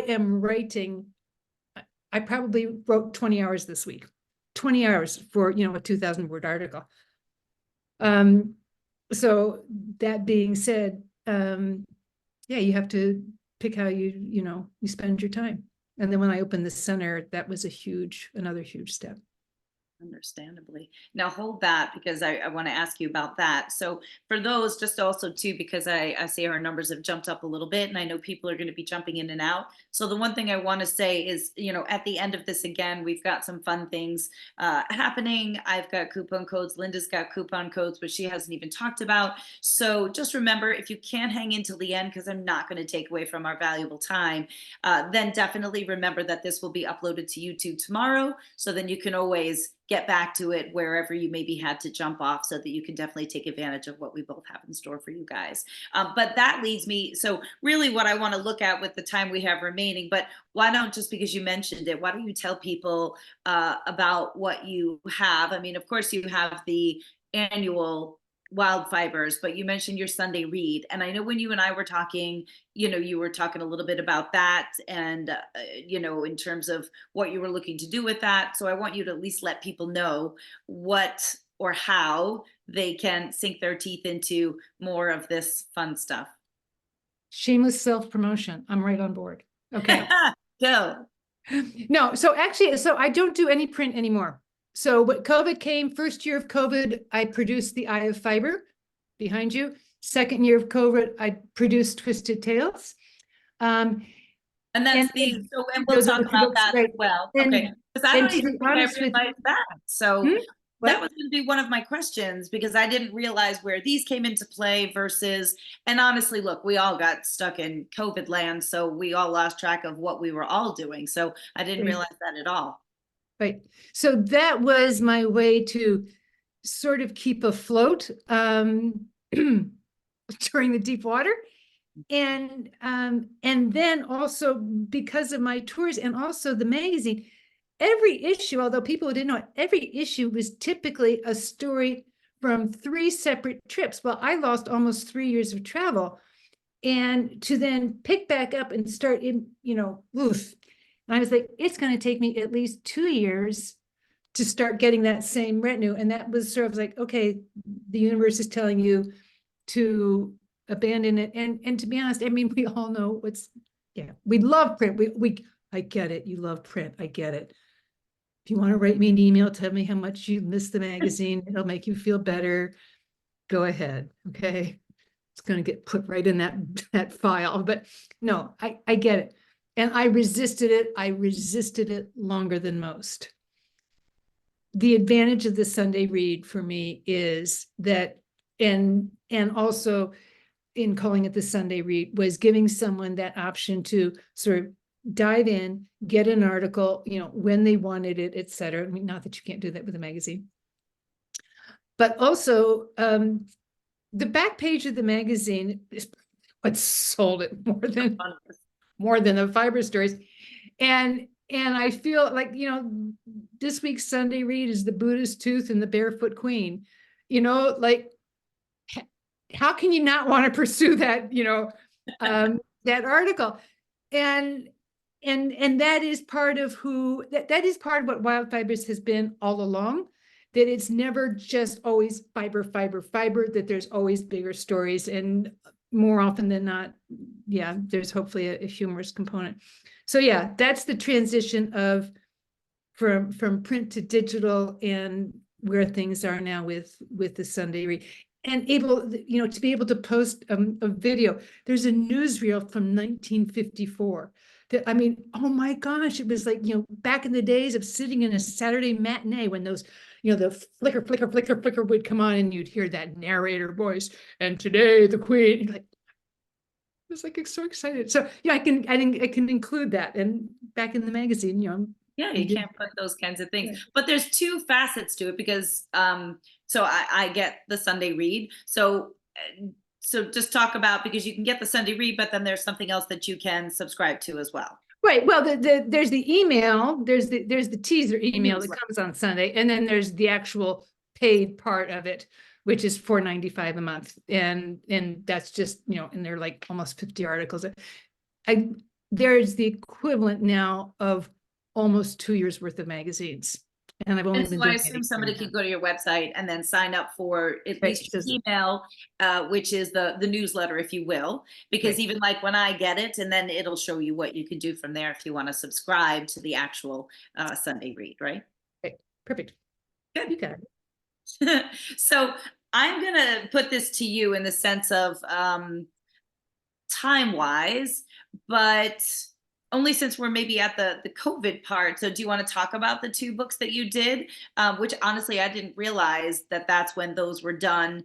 Look, we all pivoted, right? Wasn't that the word we all used? You know, we all pivoted. We all found a way to survive that COVID time, you know, where for so many of us, what we knew as our daily life and our daily income, you know, completely shut down or changed. And look, for some, it enhanced in some ways, and for others, you know, not so much. I mean, for myself, I was so thankful. I was a shearer, and I launched into shearing season right when COVID hit. Was the bizarrest thing of leaving Long Island right in the height of when COVID, you know, hit here. I mean, it was a ghost town, leaving and driving over the bridges, and eerie, like, because of course all you have is this information that's coming through the news. You literally, at least I felt like I was like driving into some kind of apocalypse, like I didn't know what was on the other side or what I was going to see. And you know what, I saw people that had no freaking clue what was going on. And I start going south and I'm like, folks, you know something's going on back there? Like, do you know that, right? And on the other hand, there would be other people that are like, you're from New York. Don't come near me. I'm like, oh, please, for the love of God. But it was interesting. So that's what saved my butt, that and my skincare line, actually. But for you, is this what you engaged in? So I'm just going to say something. I'm going to say off the record, which sounds kind of stupid, but you haven't mentioned this. And so Tabitha and I guess we met at Gala. Yeah, I would imagine. But the fact of the matter is, Tabitha and I have booths across each other from New York Sheep and Wool Festival. Now, if you haven't ever been to New York Sheep and Wool Festival, A, what's your problem? Get with the program. That's number one. Number two, if you have, you understand that for that 72-hour period from the point you set up to the point you break down, you're like a mental person, all right? You can, like, really, your long now lost I know where grandmother, you're going with this. Okay, or at least I think. I don't know. All right. your long lost grandmother could like show up, right? And you'd be like, yeah, great to see you, Grandma. Sorry, gotta set up my booth, okay? It just is, and you have to do this. And so as Tabitha says, you know, oh, Linda, I wish, you know, you could, I see Tabitha once a year for sure. And I'm like, oh yeah, she's setting up a booth. Don't go talking to her now. She is in the zone. She is in the zone. Now, across from her booth, she has all of her skincare products, which means that at the right moments, I'm going and putting lip balm on, right? You know, all these little free samples. And there's beautiful, gorgeous skin cream. I mean, absolutely gorgeous skin cream. So everybody's over at Tabitha's booth and they're putting on this, you know, beautiful skin cream. And then they walk over to my booth and I have cashmere, gorgeous $300 cashmere scarves. And they've just had their grubby paws into Tabitha's beautiful moisturizing ointment. And I'm looking at them like, have you been to Tabitha's? I'm holding out clinics. You know what I'm going to do next year, right? You know I'm going to come up with a sign. I'm going to put it in front of your booth. Buy your cashmere first, and then you do it. No, actually, no. Do you remember the time that I forgot the clothes for my mannequin? So I came over into your booth to dress my mannequin, but then I've dressed you before. You were in my crocheted skirt. Because I forgot my clothes. Did you forget your clothes? I don't know. I just remember I was dressing you one year. I remembered that cashmere. I rocked that crochet skirt because I had my cowboy boots. You're so tall. We both wear cowboy boots. Yes. That's the other thing. Now let's also talk about how much we actually talk when we're literally 5 feet from each other. Right. And right. Of course, the that you've packed up your booth and you're out of there in no freaking time. If I get done packing up my booth in 3.5 hours, I'm like, yes.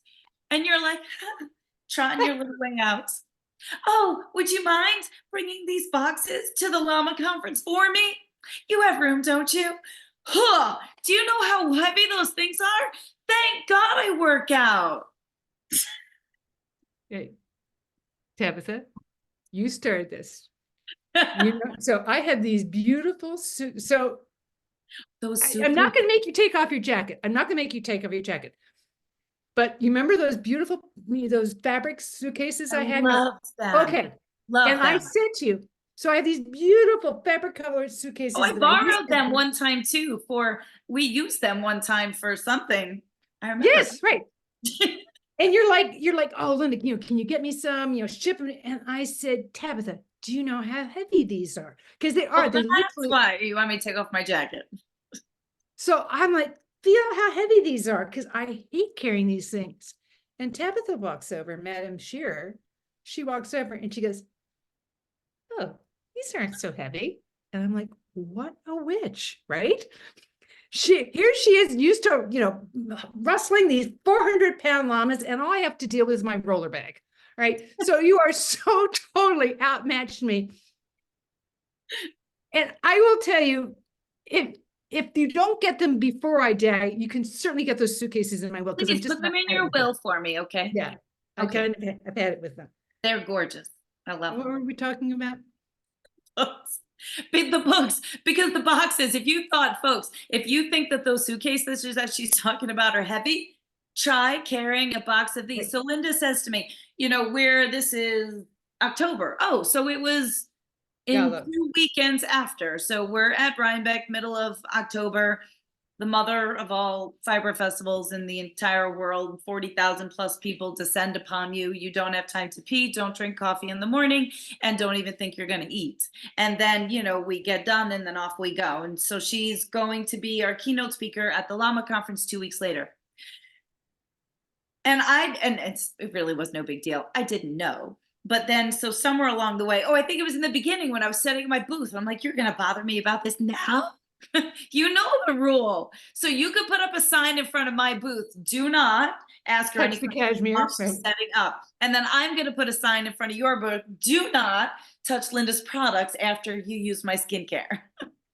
So she's like, do you know you have to bring books to the Llama Conference? Yeah. Okay, that's great. Do you want them now? No, I don't want them now. So at the end, it's like these two tiny boxes. I mean, like one was a little longer, like another, not bad. Somebody else would have gotten a hernia trying to carry those boxes. For Yeah. sure, for sure. So that was my job. Was to bring the boxes of these books to the conference. And then why they have ended up with me also is because then this lady again scoots out of the conference and leaves her books behind. Of which I proceed, I'll call Linda, I'll find out what's going on. And then she's like, oh, I forgot them. Do you want them? Sure. So that's how I ended up with some of the books in my store as well. And they are beautiful because I actually had not had a chance to see them myself in person. So with that, I will say, because of course I only have a limited amount in my store, you of course have them available as well, and we'll be reminding people of coupon codes. But I mean, if people were to pick up this book, I mean, short of me like actually flipping through, I just open up to these beautiful pictures. Okay, if you're not a shearer, if you're not a fiber person, you don't understand why I get goosebumps when I see fleeces like that. But so what are these books about? So this is the Eye of the Fiber. Yeah. And then the other one is Twisted Tale. Twisted Tales. So I have fiber, first year of COVID, starting in May of COVID. I took 9 fiber stories from around the world. Yeah, great. From stories in. Are these all your wait. So to the end, are you still the photographer as well as the writer? Mm-hmm. Yeah. And so I took 9 stories from around the world that are just, how did caracal sheep wind up in Namibia? Like, okay, how does any sheep wind up in Namibia? Much less because a guy whose job, this German who was keeping the train tracks clear, wound up finding diamonds. Even the people, right? I mean, Yeah. the stories that are in the pictures. And so I wanted to profile, so the eye of fiber is definitely much more pretty pictures and just a one-page profile at the beginning that hopefully, if you don't really care about fibers, not sure why you're on the Zoom, but if you don't care about fibers, you would find something interesting. There you go. Spears or bananas. I love it. Yep. What's the lead picture on that page? Turn back a page. Turn back to the opening of that. I think. I have to remember. Second come up. Going backwards or forwards? Going backwards. No, go one more page. One more page. So that was in Colca Canyon. That was in Colca Okay. Canyon. Oh no, And this is okay. So I see what you're saying. So this yeah. is like the intro. Okay, that's what I So was. yeah, So this like extraordinary. I passed like South Africa was more towards the end. I mean, essentially, it's a gorgeous coffee table book. Right, but like, so that's the story of Vicuña and me going to Colca Canyon in the Andes and learning that, Vicuña fleece, which is the most precious fleece in the world, and has only recently been taken off the endangered species list, that like this guy on a bicycle at 15,000 feet is charged with protecting 300 vicuña from poachers who come over the border from Bolivia on their motorcycles, right? And this is the type of story, one of my all-time favorite. There he is. Yeah, he was, and great story from how GMO fibers affected his hay production, and he wound up having 30 lambs die the week before I got there, Nikolai. And actually, if I'm going to do this, because I never get to do this, hang on one second. I'm going to drop my background. Go back to Nikolai leaning over in his bunda. Now go to where that story opens. So go back. We'll see how well. I'm feeling the pressure. All right, duly so. In Romania. Yeah. Okay. Now Oh, there I he remember is. he was on the cover of one of Wild Fibers. All right now, so that my heart is very much exactly what I say. This gentleman right here. Excuse me while I do this.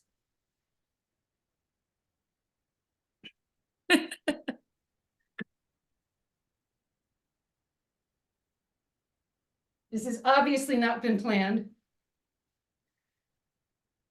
So I said earlier that everybody's time is precious.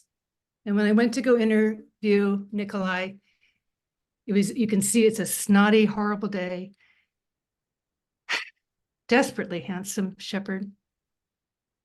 And he had lost 30 lambs the week before. And I said to my translator, oh my gosh, he doesn't want me. Why does, huge, huge loss. The financial implications are huge. He doesn't want some, crazy fiber person to talk to. And she said, no, he really does want to talk to you. And I went out in this field, and he's wearing that bunda, that incredible coat that's made of about 23 sheepskins. And this man loves his sheep in the way that when you find anybody who really loves their animal and connects, it just touches you to the core. And afterwards, I went into his house with his wife. And his house consists of a room with 3 beds. That's also the kitchen, the bedroom. It's everything. It's one room. And there is then a little, like an ante room that they put their boots in. That is his whole house. He is so charming.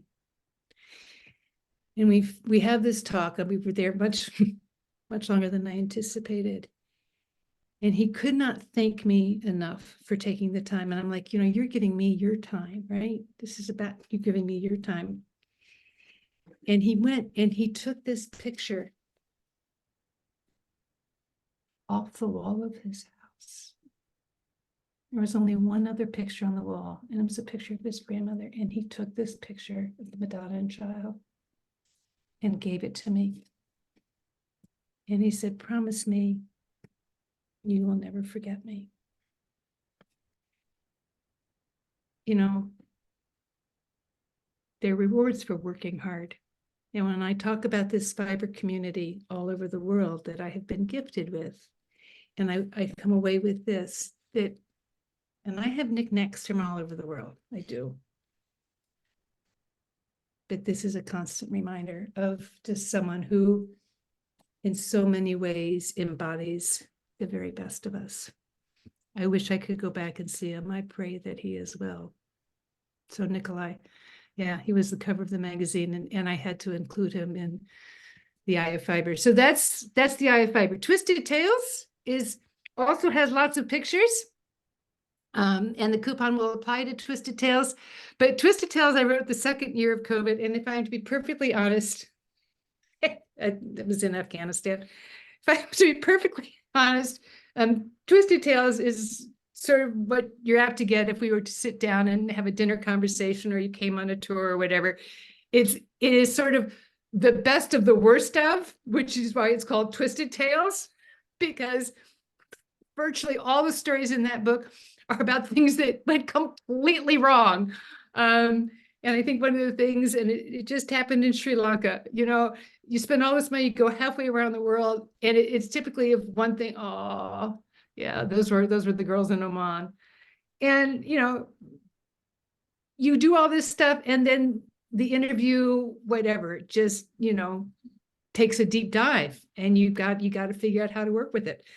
And so is the Twisted Tales kind of like Sunday Read? So it's, oh yeah, Sunday Read. I mean, there's definitely fiber information in it for sure, but no, it's much longer stories. So it's sort of like, this is more of your pictorial book, and then Twisted Tales is really more your story time.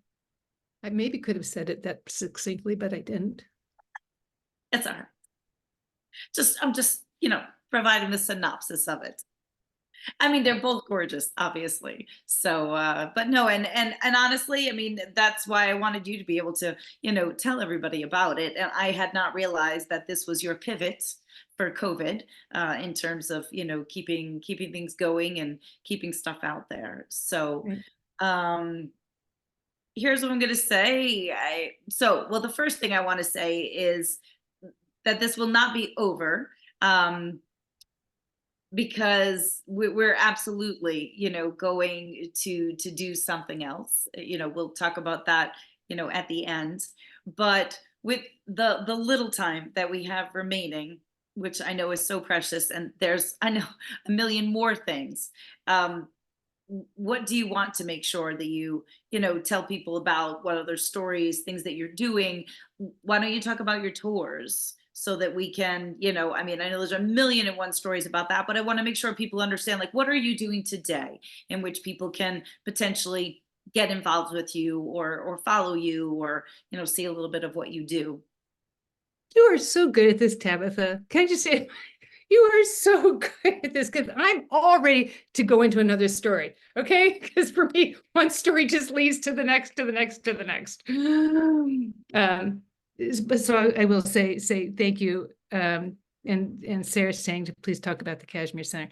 I will, and I did not mean to give it such a short shrift. And it's actually going to come into play a lot. So after I had the biggest trip I've ever made, aside from Antarctica, and I've switched out my iceberg background, biggest trip I ever made was my very first trip to the high Himalayas and staying in a nomadic camp. And yes, I went there because of the Kashmir ghosts, and at one level, that's where it all started. But that was also, and will always be, my biggest eye-opener into what the global natural fiber community looks like, that one of the most precious fibers in the world comes off the hard sweat, blood, and tears of people who get the least financial reward for it, right? And I will tell you, before I started the magazine or any of this, I just didn't have that train of thought. Nowadays, we're much more conscious of how we get to everything. But to be honest with you, 20 years ago, absolutely not. And I was so fortunate that for a number of years, I was able to take people on tours up to the high Himalayas. And I was able to do it because that fateful trip to Kyrgyzstan with the Kashmir conference, I met a gentleman who at that very first meeting, and we're all sitting there, 40 of us sitting around this table, and he was dressed in a very Tibetan, even though he's Ladakhi, very Tibetan looking. And he's wearing a traditional chupa. And you can just see he's just like been plucked right out of, the mountain range.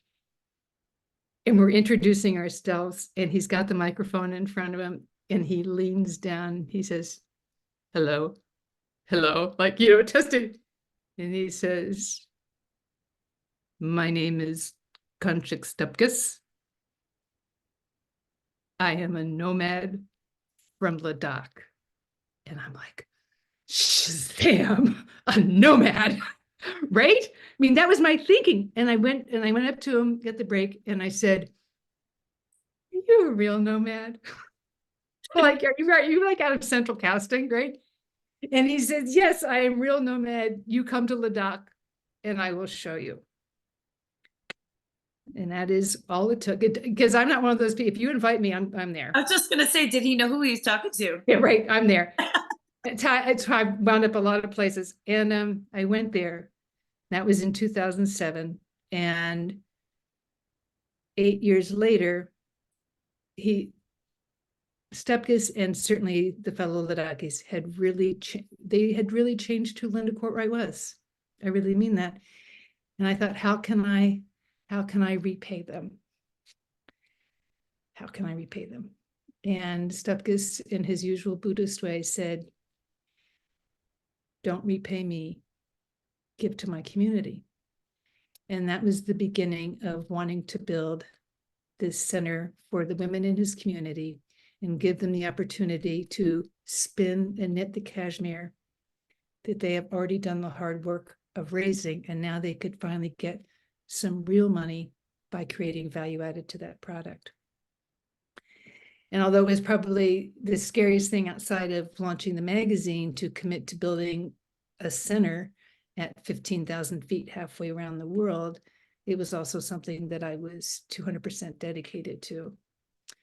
It's now 9 years later. All sorts of things have happened.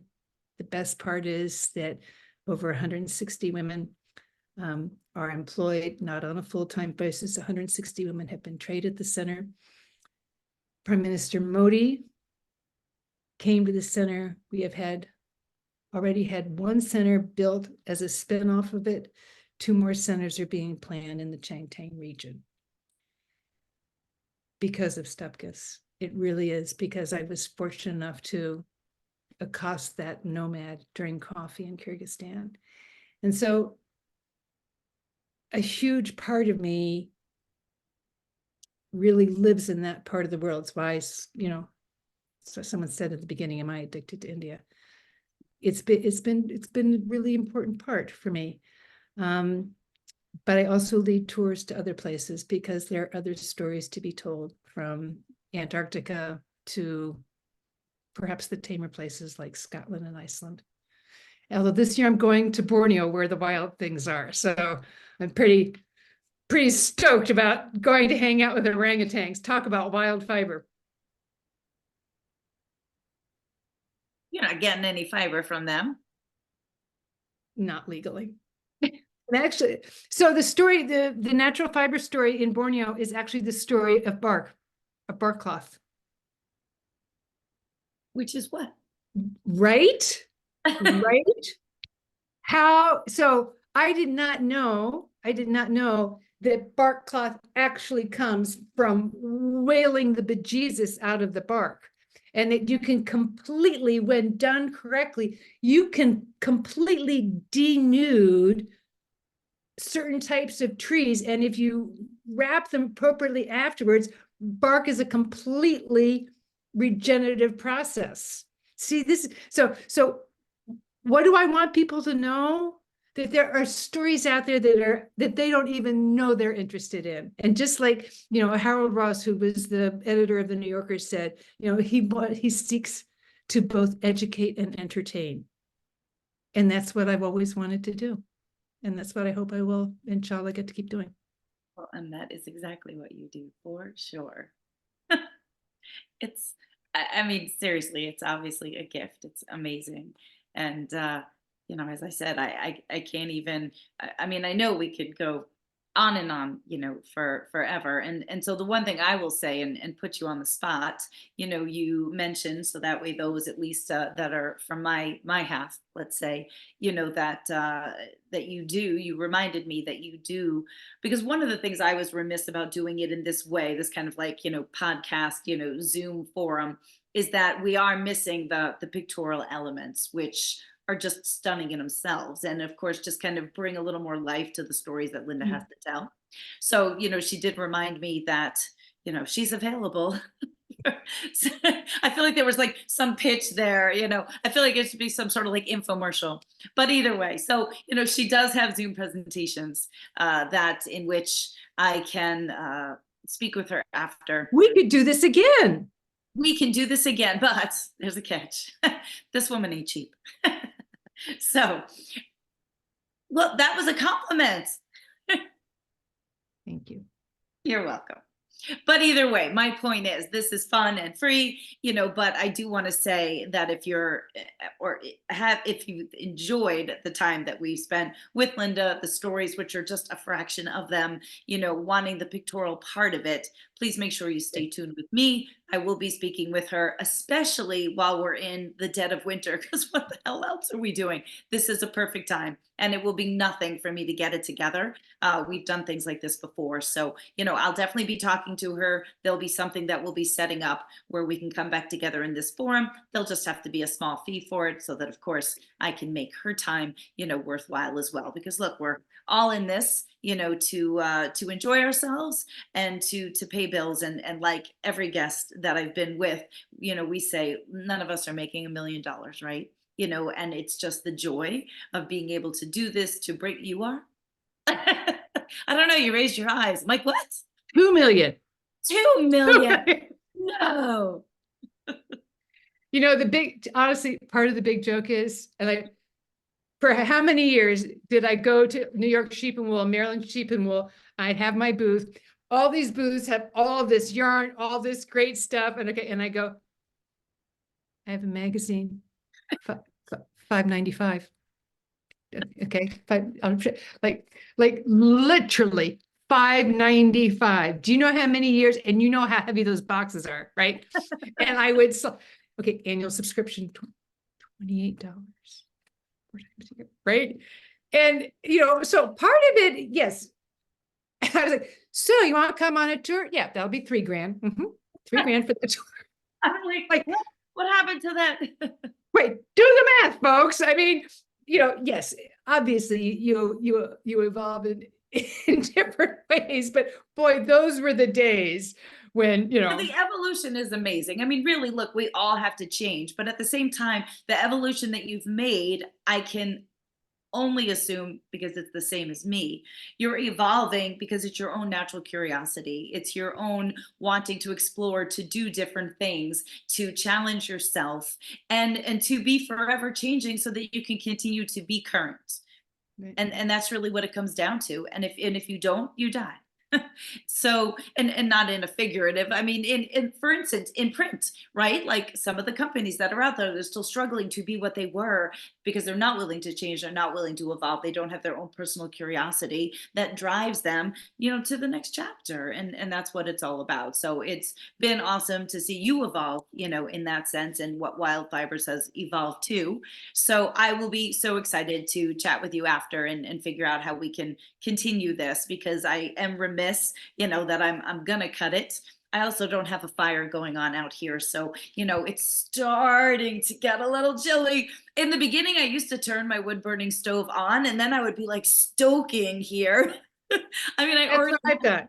I Right already here. have a rosy complexion as is, and then the stove would be going, and I'm like, so now I just dress nice and cozy, and it's just perfect. It works out perfect. So, couple of things I want to make sure that we go over for people. So first of all, I do want to say thank you to you, because for that basket that we talked about that we're going to do the drawing on the wrap-up party, Linda has generously donated the books that I carried. She's so cute. Come on, it was funny. So she lightened my load a little bit. So there's going to be both the twisted tails and then the eye of the fiber that will be in the basket that will be chosen for, I want to say raffled off, but in a sense, it's not really raffled off. And then also, just quickly, if that's possible, tell us about the skein of the skein of yarn that you also donated. It says Falkland Fibers. It's merino, 100 grams, 437 yards. So it should have the micron count on there. Does it have the micron count on there? It does not. It just says 100% Falkland Yeah. merino. Typically, so it's typically, so that is a micron count that's typically below the level of, it's usually 18.5 micron. Okay. So your flashpoint for the Falkland Islands, and I know there's at least one person online who's been on my Falkland Islands tour, one of my loved my Falkland Islands tour.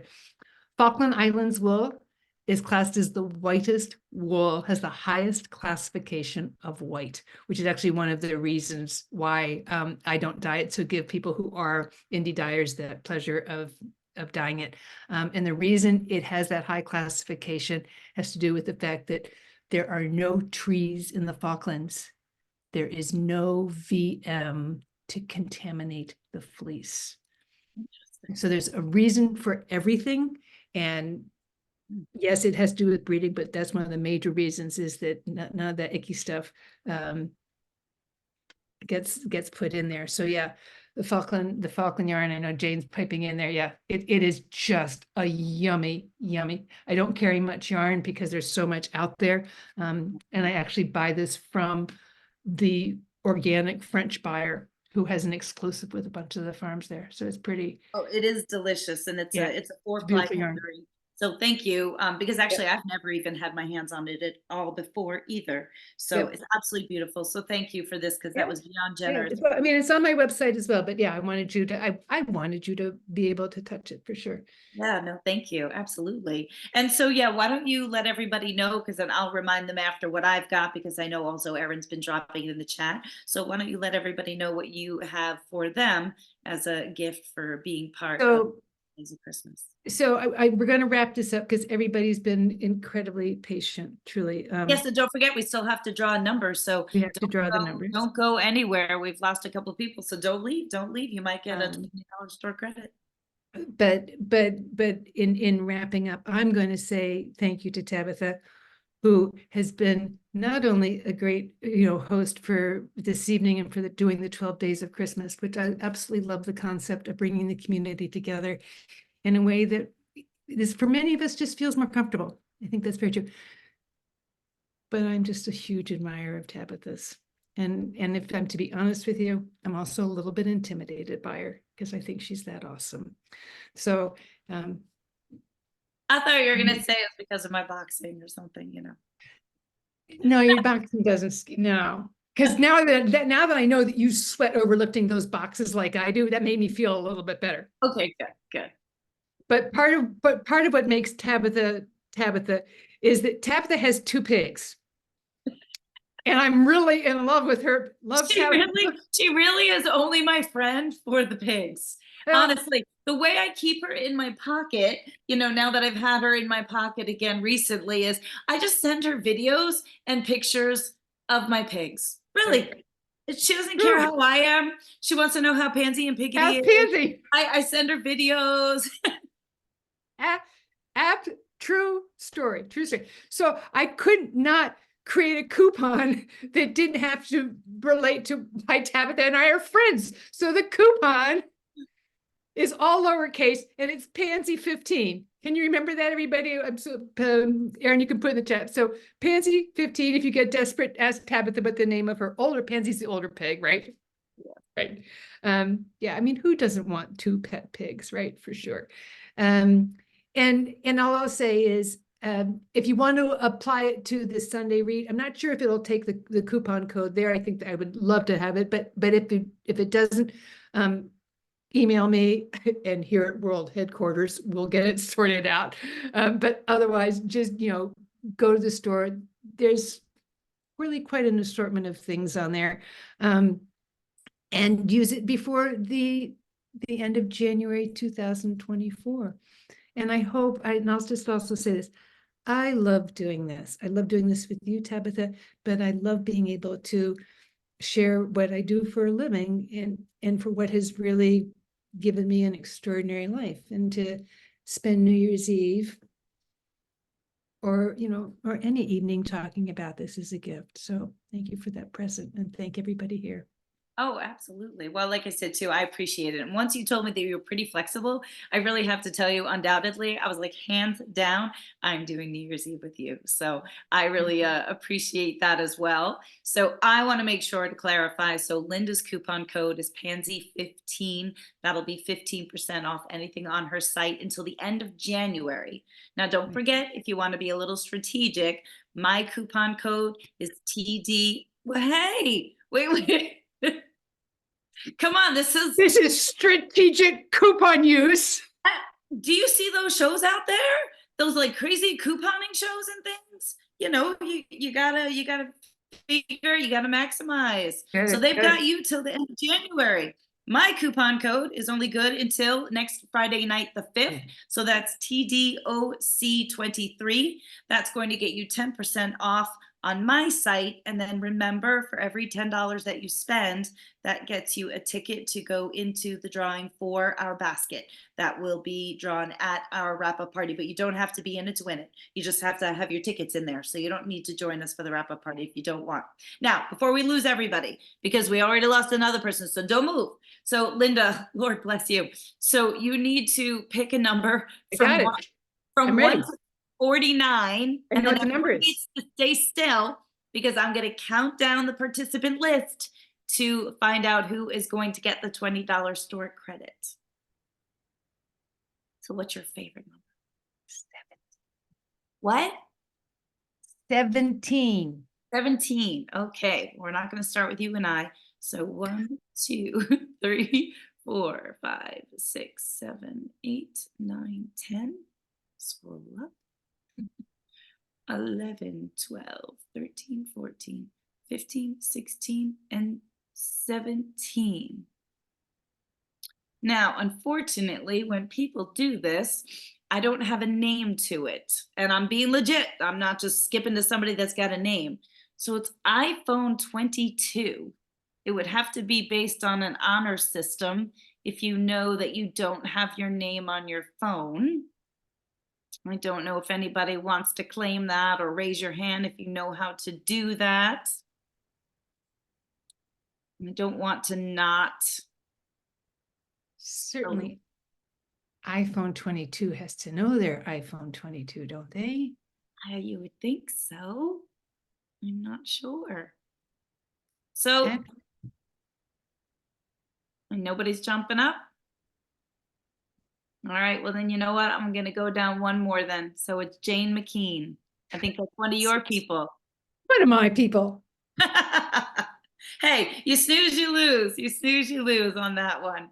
I know I have one of mine. I know Deanna is iPad 52. So that I know some of my people that don't have their names on it. But so Jane, I'm going to need to ask you to make sure that you reach out to me. We are leaving it on the responsibility of the people. So reach out to me. I'm very easy to find. If you're on Instagram, Long Island Yarn and Farm. If you're on Facebook, Long Island Yarn and Farm. Otherwise, ask Linda. But get in touch with me so that we've got your name and we've got your email address. And then my admin will set you up with an account and you get a $20 store credit. That actually will be good until next November 30th. So there you go. So guys, with this, all I can do is say thank you so much for an amazing evening. Linda, thank you so much for being so gracious to do this. Guys, please give me your feedback, especially on both ends. For those of you that are new to me, of course, I would love it if you would give me a follow on whatever social media you are involved in. And I would love to get to know you and welcome you to my life. That's Long Island Yarn and Farm. We call ourselves Life, so you're welcome to become one of our lifers. And I thank you so much for spending the New Year's Eve with us. I hope you all remain safe this evening and cozy in your home, and look forward to seeing everybody in 2024. So absolutely. Thank you, my dear. Thank you. Wonderful 2024 to everybody. All right. Happy New Year, everybody. Bye.